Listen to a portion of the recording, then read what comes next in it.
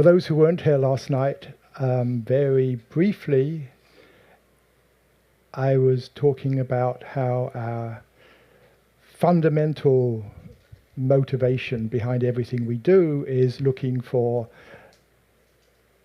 a better state of mind, a better state of consciousness, whether we call it peace, joy, happiness, love, ease, contentment.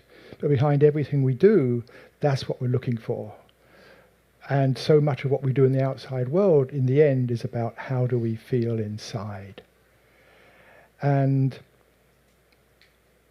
pointing out that what happens with human beings somehow is we don't end up content. We have all this wonderful technology and science and comforts and things we've created, and our pets tend to be more content than we are. And why is that? And I was suggesting that our society, not just Western society, I think most human societies in one way or another get caught in a belief system that says whether or not you're happy depends upon what you have and what you do. So we become human havings and doings rather than human beings. And that's something that's just endemic in our culture. And it's almost like it's hypnotized into us from the moment we're born, that if we're not happy, do something, get something, find something, change the world in some way, or stop it changing in some way. That's what runs our culture. And I was saying how that's really what samsara is. The meaning of samsara is just that endless wandering on from one thing to another, looking for some satisfaction, but any satisfaction we get is usually temporary, and then we look for something else, and then something else. And that's the way a lot of the world goes, just following this, then this, then this, just looking for satisfaction, but not finding any lasting satisfaction. Because ultimately, what we're looking for is not out there, but it's inside us. And what our culture does is continually, in a way, create discontent in one way or another. We're told we can't be happy as we are, we need something, we need to get something. And this seems to be almost a basic error in our culture, this belief that it's outer well-being determines inner well-being. And I think what all the great spiritual traditions, in one way or another, have realized is that this isn't so. This isn't the way things are. Buddha, for example, I was talking briefly last night about dukkha. The first noble truth of Buddhism, dukkha, is that we are, the normal translation, suffering. I was saying a better translation is discontent. We all experience discontent. And the second noble truth of Buddhism was attachment, clinging. We cling to how we think things should be in order for us to be happy. So we cling to what we think we want, what we think we need, how other people should be. And that's the source of our discontent. And then the third noble truth is the ceasing, the letting go of that, the letting go of clinging, realizing that what we're looking for is actually right here. It is us. It is our nature. It is the very nature of being is peace. It is love. It is joy. It is happiness. That is our true nature. And yet we're looking out there for it. There's that lovely story, some of you know, of Nasruddin, who's the wise fool in Sufi tales. He's a wise fool because he appears foolish, but there's a lot of wisdom in his foolishness. And there's one famous story, probably the most famous story of all of Nasruddin, which most of you probably have heard of, which is how one day he's outside his house, underneath his street lamp, scrabbling around on the ground, looking for something. And a neighbour comes along and says, "Oh, have you lost something? Can I help you?" He says, "Yes, I've lost the key to my house." And he says, "Oh, well, that's really important. Let me help you find it." And the neighbour gets down there, scrabbling around in the dirt, And after a while they haven't found the key, and the neighbour says, well, where exactly did you lose it? And he said, oh, somewhere inside my house. And he said, what are you doing looking for it out here? He says, well, there's more light out here. Now, we think that's funny, but in a way that's what we do in our culture. And what we're looking for is the key to happiness, the key to well-being, the key to peace. And we look for it out there because in a way there's more light in the world. We know how to manipulate the world. We know how to change things. We know how to make things. We know how to create things. The inner world of the mind is much, much more mysterious. We don't know so easily just how to allow the mind to relax, to come back to stillness. So the key we've lost is really an inner key to how to wake up to our true nature. You find the same thing in Christian tradition. There's that sign I sometimes see outside more fundamentalist churches that says, sinners repent because the kingdom of heaven is at hand. And the sort of the superficial understanding of that is, those of you who've sinned, who've done wrong, get down on your knees and be sorry because the day of judgment is coming. If you look at the original meaning of the words, it's fascinating. It's totally different. The word for sin in the Greek is amatano, which is a term from archery. And it means to miss the target, to miss the bullseye. It actually means slightly more, it actually means to miss the prize of hitting the bullseye. To miss the prize of hitting the bullseye in archery. And in life, what we're looking for, what the target we're looking for, as I say, is to come back to feeling at ease, feeling peace, joy, whatever it is, coming back to ourselves. That's the target we're looking for. And a sinner is somebody who's looking for that and has missed it, has missed the satisfaction of coming back to being, has missed the satisfaction of coming back to that peace and joy, which is our true nature. So a sinner is somebody who is looking out there for something and not finding it. And repent, the word repent in the Greek is metanoia, which means change your mind or go beyond the mind. Because what you're looking for, the kingdom of heaven, which is abiding in that quality, abiding in the peace, is not out there. It is within. It's right here within you. We're looking in the wrong direction. And our culture has us continually looking out there. And what all the spiritual traditions are doing in one way or another is say, no, turn around, look inside. That's where we find it. Although it's not so much finding something, it's more about letting go of all the veils that obscure our natural state. And yesterday I was talking about how it affects our society, how we go chasing after things. But perhaps the greatest cost of this wrong way of thinking is the spiritual cost on ourselves. Because we end up with our minds full of thinking thoughts, almost like a mental fog of thoughts most of the time, about what we need to do, what we need to fix, what we need to have happen, what we need to stop happening.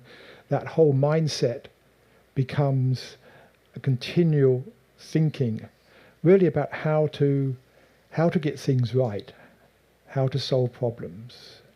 And we're great at problem solving, creative problem solving. If it's, wet, we design a better structure to keep ourselves dry. We're continually creating things to improve life. And if you look at your thoughts, most of the thoughts you notice coming up in meditation, if you look at them, most of them in one way or another are about how to fix things, how to make life better, how to find happiness in one way or another. Sometimes it's quite obscure, but it's really that creative process running wild when it doesn't need to be. And the creative process, it can be very loosely defined in 3 stages when we're solving a problem. The first stage is looking at what's up, assessing the situation. What's the problem? The second stage is decision making, choosing what to do, what are the options, what to do. And the third stage is implementation, carrying it out, planning something, putting it into action. And if you look at your thinking, you'll find an awful lot of it is about one of those 3 things. What's going on? What's up? Why are things happening like this? What do I need to do? What are the choices I need to make? How do I do it? Planning. I know I get into planning a lot. Some people get into worrying a lot. I get into planning a lot. How to make things happen. We all have our sort of chosen ways of getting caught in it.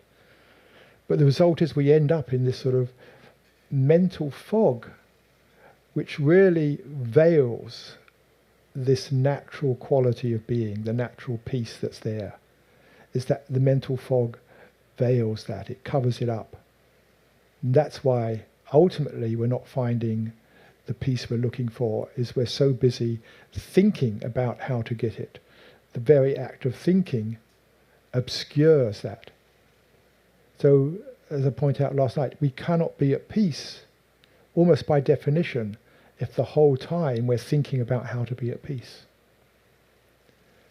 We're worrying about how to get things right. We cannot be at peace in the present moment. We take ourselves out of the present. In fact, if you look at your thoughts, probably it's true to say every single thought you have is in some way about the past or the future. Thoughts take our attention out of the present moment. And that's why in meditation, a lot of practices are about coming back to the present, letting go of thinking, or leaving the thought behind, coming back to the actual experience in the present moment. And in the present moment, there are no problems. You may think there are, but if you look at it closely, there's nothing wrong in the present moment. I mean, just try to be upset at something, angry at something, or frustrated. Try to feel anger or frustration without thinking about the past or future. Try to feel sad without thinking about the past or the future. We can't. The present, in a way, is pristine. It's clean. It's unperturbed. It's our thinking outside of the present that creates the disturbance. What happens is, the way I see it, is we create an imagined reality for ourselves. And in that imagined reality, we see all number of problems, most of which never even exist or never even come into being, and yet we're busy worrying about them. I think it was Mark Twain who said, "My life has been full of disasters, most of which never happened." We just get caught up in worry, thinking, organising, hoping, expecting, whatever. And I call this imagined reality it's a secondary reality. This is my way of talking about it. Our primary reality is the present moment. And the primary reality right now is this room, the sounds, the smells, the sensations in my body. The actual experience is the primary reality. And then what happens is some little thought comes up. Just a little thought about something. Say, you think of somebody you need to call on the phone when you get home. A little thought comes up, and then you start thinking, oh yes, and I must remember I've got to talk to them about this. But supposing they, respond in this way, and you start imagining something, and that thought bubble, it tends to grow, and we start imagining a whole situation of what's going to happen when we get home. And our attention begins to get caught in that reality. And when it becomes really strong and important, we lose touch with this reality. That's what we call being lost in thought. So, someone is lost in thought. They're completely lost in this imagined reality.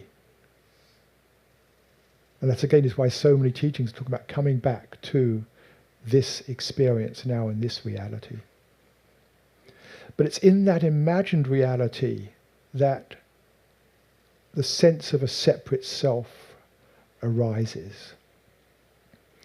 I was saying yesterday, when we feel some discontent, the seamless whole of our experience, by seamless whole I just mean the totality of our experience, gets divided up into me here, the bit that needs looking after, and the world out there, the bit that needs to be managed or controlled in some way or another. And so we create this separation, me, world, me, the separate self, and the world out there that's separate from me. And this separate self is really it's almost like a character in a book.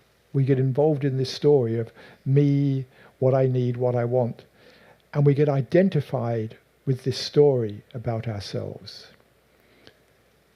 It's a bit like if you're reading a novel and you get identified with the hero in the novel and the hero's journey and what happens and the excitements and the trials and the tribulations and the disasters and the changes and all of that. We get totally identified with the character in the book and all the character is going through. And if it's a good book, we forget that we are the reader of the book. We forget that and we become identified with the character. It's the same when we get lost in this secondary reality. We get identified with this sense of this individual me that's struggling to get through the world, get things right, do this, whatever it is, plan a talk, all these things that the separate self gets engaged in. And we forget that I am the knower, I am that which is observing, knowing this experience. So we get caught up in this secondary reality. Our attention gets caught up in it.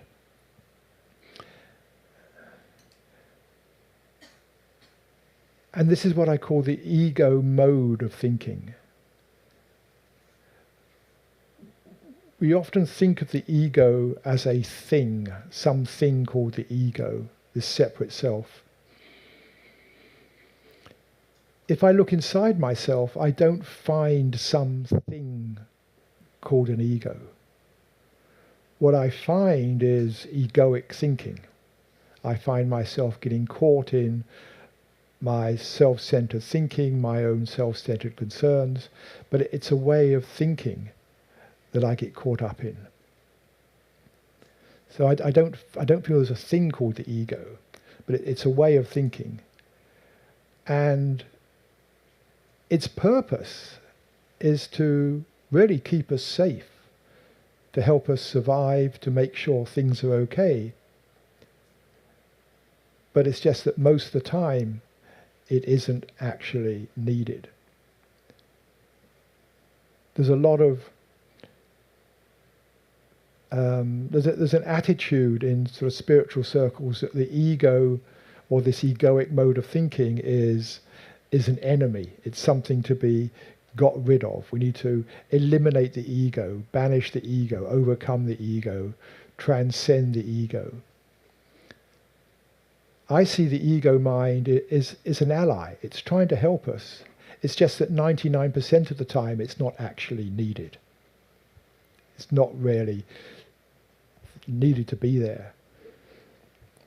So what I like to do, and I suggest something you might explore in your own life, is when you find yourself caught up in that egoic thinking, Just recognize it and just say thank you.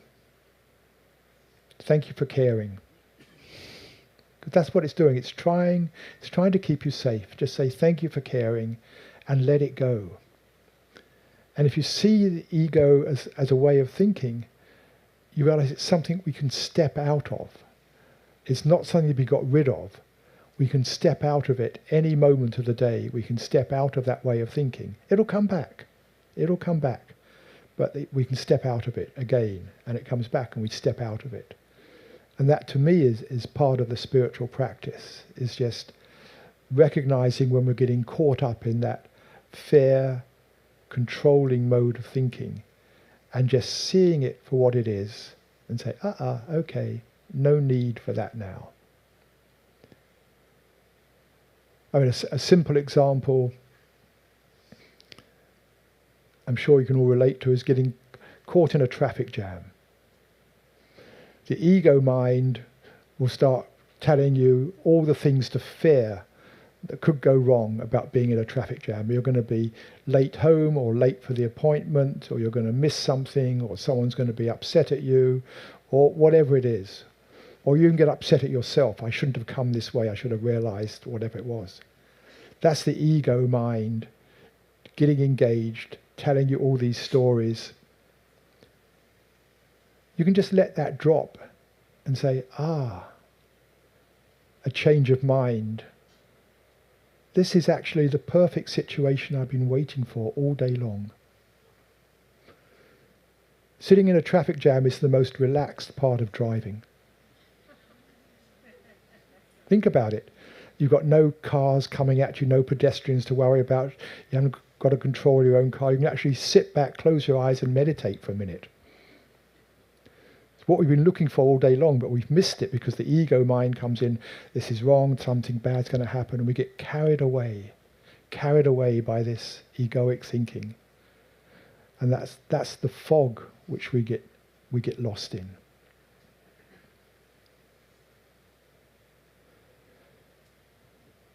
And I was presenting a framework yesterday. I was talking about the 4 fundamentals of being. The first was the fundamental motivation, what we're looking for. The second was the fundamental belief, the error, how we get caught in looking out there, which is really how the ego mind arises. The third fundamental I like to think of as the fundamental awakening from the dream that we get lost in. And this is the mystical experience that can come in many, many different ways. It can come sometimes completely unbidden to people, out of the blue. It can come through your own practice, your own sadhana. It can come through just seeing a beautiful sunset, falling in love, sometimes just by listening to a teacher, reading a book. Near-death experiences can bring that experience, open us up to that experience. Many, many different ways. And that's when people glimpse or recognize the truth. In one way or another, recognizing the way we've been living is actually insane. It really is. And that's the waking up of realizing we've been on the wrong track, looking out there for what we really are. Because if the characteristics of that mystical experience, there's generally several things you find, nearly all mystics. There's that sense of, first of all, a deep peace, a deep sense of serenity, a deep sense of everything is okay. For some it comes as a feeling of everything is perfect, which means nothing needs to be changed. So there's that sense of deep ease, deep peace. Very common is a quality of love, whether it's feeling loved by the divine, by the cosmos, or equally feeling a deep love for everything, feeling a deep unconditional love. That quality of love. There's a sense of present. People talk about the eternal present. Everything drops away and they're just in the eternal present moment. And these are all the qualities I was talking about yesterday. These are the qualities of being. These are the qualities of the unperturbed mind, the mind in its true nature. What I see happening in the mystical experience in one way or another is all that clutter, the chatter that goes on in the mind, for one reason or another just drops away, and there's that contrast of suddenly, this is how it is when we let all that go. And there's usually also the sense of the ego mind drops out, that sense of being an individual self, looking after this, doing this, worrying about this. That sense of individual self just drops out. For some people, that's actually a scary experience. Because if all you know in life is your identity with this little individual self, with all its concerns and worries about life and excitements and all that, if that's all you know, then when that begins to dissolve, for some people that can be a really scary experience, because they think they're losing themselves. But all they're losing is just this artificial sense of a separate self that's been created. The true self is still there. And by the true self, I mean that sense of I. That sense of I am, which is always present. Even when you have the experience of the dissolution of the ego, I had this with someone I was talking to a couple of weeks ago who was really scared by the experience. And I pointed out that the I was still there, the I that is the knower, the awareness, was still there. That I was aware of the scary bit of losing the separate sense of self. But that I, the knower, is always present. It's ever present. It's omnipresent. There is never a moment of your awareness when you are not present. We may not notice it. We may be so caught up in what we're engaged in, what we're thinking, what we're experiencing. But that sense of I is always there, and it never changes. By which I mean how it feels now, this I that is knowing this experience right now, is that same sense of I that knew yesterday, that knew my childhood. That never changes. My character, my personality, my thoughts, my values, what I'm interested in, my memories, all of that changes over life. And we can be very different people in some ways, but that deep sense of me, that deep sense of I, which is the true self, the pure self, that never changes. It's always the same. And we all know that. We all know that sense of I-ness. It's so familiar, but so easily overlooked. And I would suggest that's a universal sense of I-ness, by which I mean what it feels like to be me, not me, Peter Russell, with all my stuff, my history, but that deep sense of what it feels like to be aware. And that's what we're talking about really. When we use the word I like this, we're talking about being aware.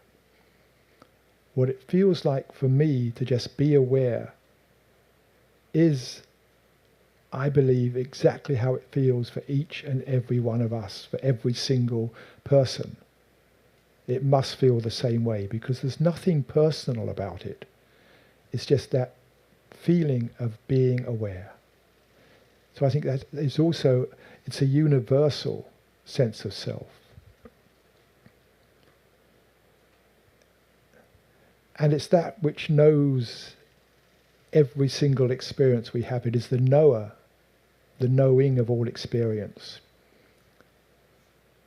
And so you could say about this true self, which is what is revealed in the mystical experience, it's omnipresent, eternal, unchanging, omniscient, in the sense it is that which knows everything that we ever experience. And does that start reminding you of something when we talk about what is omniscient, ever-present, unchanging?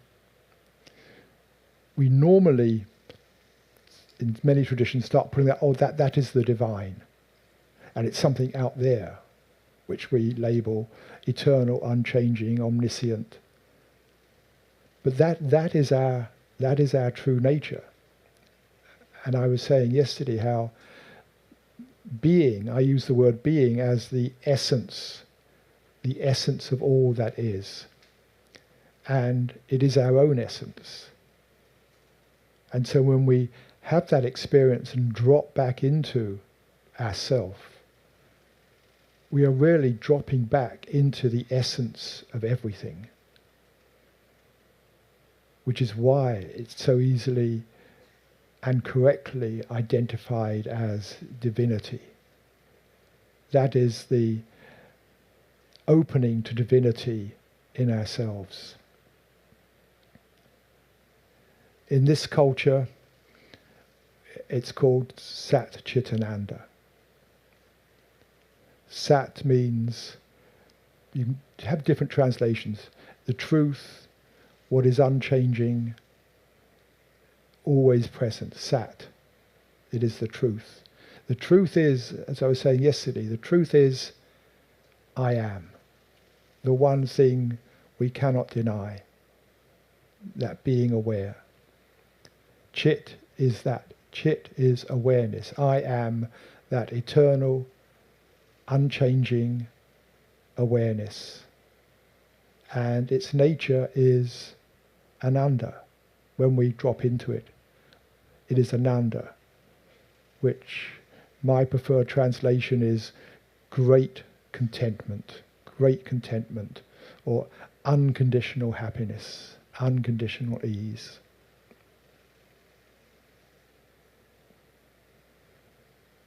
And that experience, that taste, however it comes, then becomes the motivation for the spiritual path, which I see as the fourth fundamental is the path to awakening. And you could sum it up from just about all the traditions in the world, you could sum it up in 2 words. Let go. Or maybe 1 word, surrender. It's about letting go of the patterns, the thoughts we get caught in, surrendering to what is, surrendering to the moment. And there's many, many different practices. There's the practices you do here, there's practices in many other traditions. And all of them, in one way or another, are about stepping out of that thinking mind, letting go of the thinking mind. You know, the basic instruction here tonight, when we're just coming back to the practice of just being with a particular focus, whenever the thinking mind comes in, just coming back. As I was talking in the workshop today, not following the thought, to me, it's like the first basic instruction in any meditation is don't follow the thought.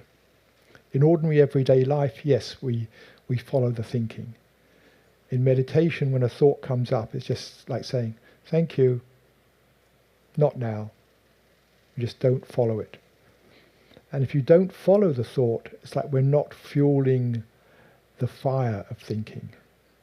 And by not following it, you'll find the mind gently settles down of its own accord. And as the mind settles down, then our true nature begins to reveal itself. I know the Yoga Sutras here are very important, and you all know the first line of the Yoga Sutras because it's on your t-shirts. Yogas Chitta Vritti Nirodha, which is, again, there's many ways of translating it. My translation, the way I like to think of it, is yoga is union, oneness. I like to think of that as the end of separation, the end of a separate sense of self, the coming back to our own wholeness, our own oneness. The chitta vritti is the whirling of mind stuff, the fog of thinking that we get lost in. Nirodha can be translated in various ways. It's interesting, Nirodha is also the third noble truth of Buddhism. It's the same word, it's that letting go of the clinging. It means ceasing. Sometimes that's seen as a deliberate ceasing, sometimes as allowing it to cease. It can also have the sense of freedom from the whirling of mind stuff. But whatever it is, it's that when the whirling of mind stuff ceases, and then the second line is the bit that I think is really significant, then the true nature, then there is abiding in the true nature of the seer or the knower. Then you abide in your own true nature, the true nature of the knower, the true nature of consciousness.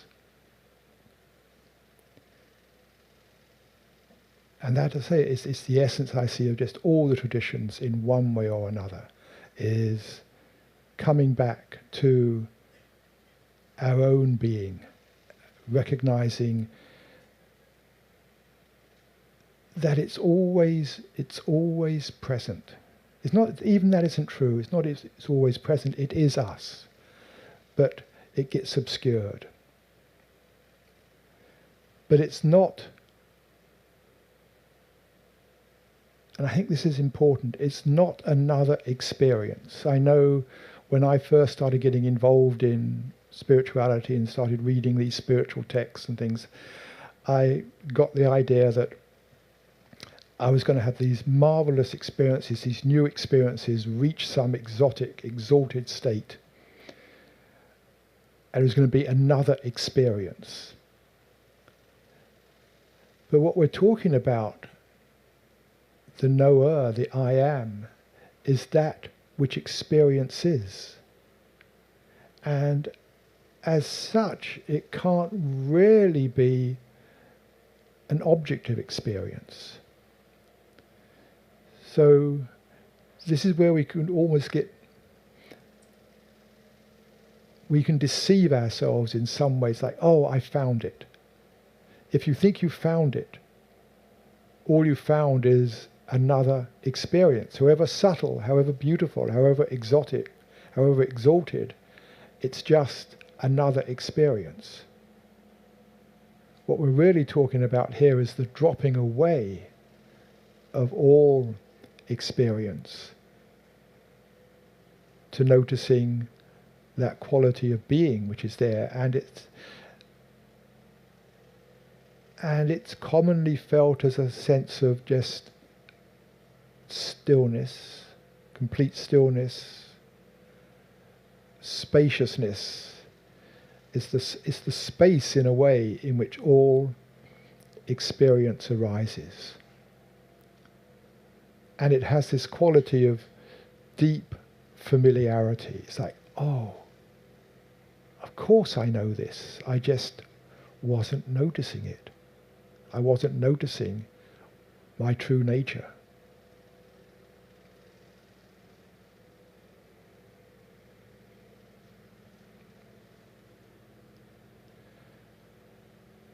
And a very simple practice I just like to offer you as something to take into life.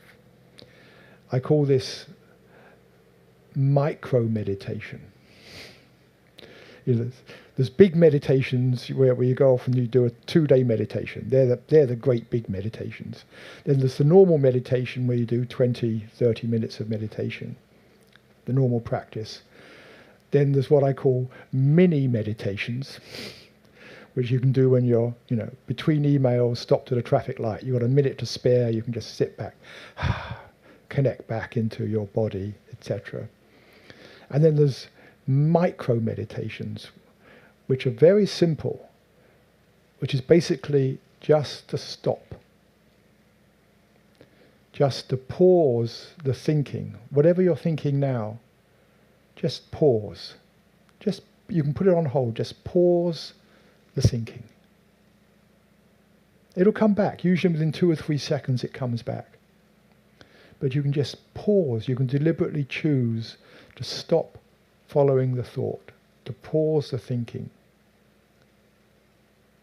And when you do, what people normally notice is there's a sense of greater ease, clarity of mind, sometimes a sense of peace, a sense of spaciousness.